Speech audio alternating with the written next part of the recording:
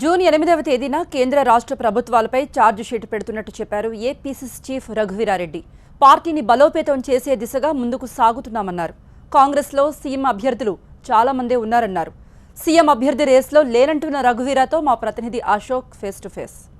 మాజీ మంత్రి పిసిసి అధ్యక్షుడు రఘువీరారెడ్డి ప్రస్తుతం మనకు అందుబాటులో ఉన్నారు. ఏం చేయబోతున్నారు? 2019 ఒకవేళ ముందస్తు ఎన్నికలు వస్తే ముందస్తు ఎన్నికలకు పార్టీని ఎలా ప్రిపేర్ చేస్తున్నారు? నిన్ననే వన్ డే వర్క్షాప్లో లోతుగా మాట్లాడుకోవడం జరిగింది. ఎప్పుడు ఎలక్షన్లు వచ్చినా కూడా 175 అసెంబ్లీలు, 25 పార్లమెంట్లు అన్నీ పోటీ చేయాలని, అన్ని చోట్ల బలోపేతం చేయడానికి ఇంకా పెద్ద ఎత్తున గతం కంటే ఇంకా పెద్ద ఎత్తున క్షేత్రస్థాయి వరకు పోయి పనిచేయాలని ఇప్పటికి అనేకమైనటువంటి ఇష్యూస్ ఏవైతే తీసుకున్నామో మరింత లోతుకు తీసుకెళ్ళి బలోపేతం చేసుకోవాలని చెప్పేసి నిన్నటువంటి నిర్ణయం తీసుకున్నాం. అన్ని కాన్స్టిట్యున్సీల నుంచి ఇతర పార్టీల్లోకి వెళ్ళిపోయిన సందర్భం మీరు చూస్తూ ఉన్నారు.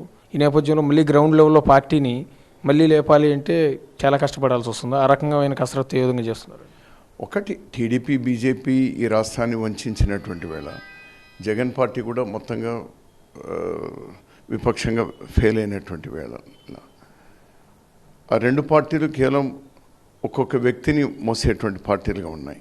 కాంగ్రెస్ పార్టీ ఆ విధంగా కాకుండా అందరికీ సంబంధించినటువంటి పార్టీగా ప్రజల్లోకి వెళ్ళి కొత్త రక్తాన్ని, కొత్త యువ రక్తాన్ని అన్ని సామాజిక వర్గాల వాళ్లకు సమతుల్యంతో సామాజిక న్యాయం చేకూర్చి ముందుకెళ్లాలనేటువంటిది నేను లక్ష్యంగా పెట్టాను. తెలుగుదేశం పార్టీ మంత్రులు కొద్దిసేపటి క్రితం దేవినేని ఉమా కూడా మీ గురించి ఒక కామెంట్ చేశారు. అడ్రస్ లేని పార్టీకి అధ్యక్షుడిగా ఉన్న రఘువీరారెడ్డి రేపు మాపు వైఎస్ఆర్ కాంగ్రెస్ పార్టీలోకి వెళ్ళిపోతూ ఉన్నాడు, ఆయన కూడా మమ్మల్ని ఎట్లా విమర్శిస్తాడు అని. సరే, ఈ కామెంట్స్ ఇవి అనేటువంటిది కొత్త కాదు, మీకు చేస్తూనే ఉంటారు.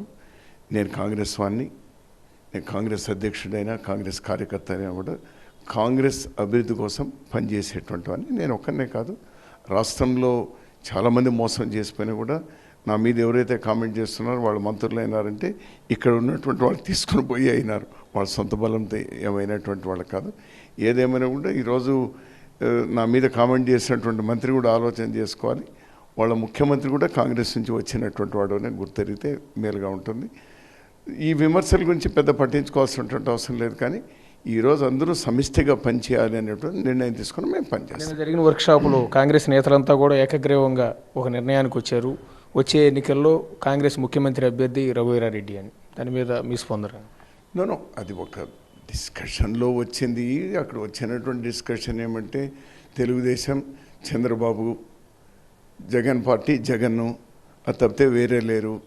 కాంగ్రెస్ పార్టీలో అలా ఏమి రఘువీరారెడ్డితో పాటు చాలామంది ఈరోజు అనేకమైనటువంటి మంది ఉన్నారు. సో అందరికీ ఓపెన్గా ఉన్నటువంటిది, అవకాశాలు ఉన్నటువంటిది కాంగ్రెస్ పార్టీ. అందుకోసం ఈ కోణంలో మనం జనంలోకి వెళ్దాము అనేటువంటి ఒకటి వచ్చింది. అంటే మీ యాక్సెప్టెన్సీ ఉందా ముఖ్యమంత్రి అభ్యర్థిగా రఘువీరారెడ్డి అని కాంగ్రెస్ నేతలు అన్న డిమాండ్కి? ఇప్పటికీ అధిష్టానాన్ని కూడా వెళ్తున్నారు, అధిష్టానం కూడా దాదాపుగా మిమ్మల్ని ఓకే చేసే అవకాశం ఉంటుంది. మీ యాక్సెప్టెన్సీ ఎంతవరకు ఉందని? నాకు తెలిసి కాంగ్రెస్ పార్టీలో ఆ సంస్కృతి లేదు. వెరీ రేర్, ఎక్కడో ఒకటి రెండు ఉంటుంది, కానీ అదర్వైజ్ ఎలక్షన్ల తర్వాతే అటువంటిది వస్తుంది. ఈరోజు మేము మా లక్ష్యం వచ్చేసి ఏ విధంగా రేపు బలోపేతం చేసుకుంటూ 2 సంవత్సరాలు బలోపేతం చేసుకుంటూ నెక్స్ట్ 2019 ఎలక్షన్లో గెలవాలి అనేటువంటిదే లక్ష్యం. ఆ లక్ష్యం నెరవేర్చడానికి మాకు అనేకమైనటువంటి బలాలు కూడా ఉన్నాయి.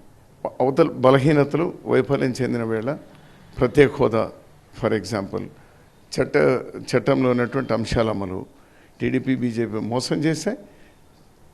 జగన్ పార్టీ, పవన్ పార్టీ పోరాడచ్చు, కానీ ఇచ్చే శక్తి లేదు. ఆ శక్తి కాంగ్రెస్ పార్టీకే ఉంటుంది. కాబట్టి త్వరలోనే జూన్ 1st వీక్లో మాకు తోడుగా మరో 14 రాజకీయ పార్టీలు కూడా తీసుకుని వచ్చి భీమవరంలో ఒక పెద్ద బహిరంగ సభను కూడా ఏర్పాటు చేసి ఈ రాష్ట్ర ప్రజలకు భరోసా కూడా ఇప్పించేటువంటి కార్యక్రమం కూడా చేస్తున్నాం. రాహుల్ గాంధీ గారిని కూడా రాబోయే రోజుల్లో తీసుకుని వస్తాం. ఆపరేషన్ అంటే 2004 ముందు కూడా కాంగ్రెస్ పార్టీ ఇదే రకమైన కష్టాల్లో ఉంది. ఆ రోజు వైఎస్ రాజశేఖర రెడ్డి పాదయాత్ర చేయడం ద్వారా కాంగ్రెస్ పార్టీని రాష్ట్రంలో అధికారంలోకి తీసుకొచ్చారు. ఆ సంగతి మీ అంతా కూడా తెలుసు, ఆ రోజు కూడా మీరు కూడా ఉన్నారు. ఈ నేపథ్యంలో ఇప్పుడు మళ్ళీ కష్టకాలంలో ఉన్న కాంగ్రెస్ పార్టీని ఒడ్డుకు చేర్చడానికి ముఖ్యమంత్రి అభ్యర్థిగా మీరేం చేయబోతున్నారు?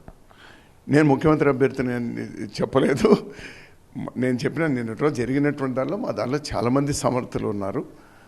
ముఖ్యమంత్రి అభ్యర్థి అనే దానికంటే కాంగ్రెస్ పార్టీని గెలిపించుకోవడానికి నాతో పాటు మేమందరం కూడా తీసుకున్నటువంటి పూర్తి కాలం గతం కంటే ఎక్కువ సమయం పార్టీకి కేటాయించాలి, ఖర్చు మినీ క్షేత్రస్థాయిలో పనిచేయాలి, ఇష్యూస్ మీద పోవాలి. ఇంకా అగ్రెసివ్గా వెళ్ళిపోవాలి అనేటువంటి ఇష్యూస్ కూడా ఒక బాస్కెట్లో అన్నీ కూడా పెట్టుకున్నాం. ఒక్కొక్కటి రేపటి రోజు మెంబర్షిప్ డే అవుతుంది. ఇప్పటికే 2 కోట్ల మందితో మేము ప్రజా బ్యాలెట్ తీసుకునేటువంటి కార్యక్రమం జరుగుతోంది. జూన్ 8వ తేదీన ఈ తెలుగుదేశం బీజేపీ వైఫల్యాల మీద ఛార్జ్షీట్ కూడా ఇష్యూ చేసేటువంటి కార్యక్రమాన్ని ప్రతి జిల్లాలో ప్రతి నియోజకవర్గంలో ఈ వర్క్షాపులు కూడా పెట్టి అది కూడా చేయబోతున్నాం. చాలా పెద్ద ఎత్తున మేము ఒక ప్రణాళికాబద్ధంగా వెళ్తున్నాం. కాంగ్రెస్ పార్టీని మళ్ళీ పునర్వైభవం దిశగా అడుగులు వేసేందుకు అన్ని రకాలుగా కృషి చేస్తామంటున్నారు. ముఖ్యమంత్రి అభ్యర్థిగా తాను రేసులో లేను, కాంగ్రెస్లో ఆ కల్చర్ అనేది ఉండదు, ఎన్నికల్లో విజయం సాధించిన తర్వాత మాత్రమే ముఖ్యమంత్రి అభ్యర్థి ఎవరనేది అధిష్టానం తెలుస్తుందని రఘువీరారెడ్డి అంటూ ఉన్నారు. కెమెరా పర్సన్ ఎన్ అశోక్తో కలిసి అశోక్ టీవీనే విజయవాడ నుంచి.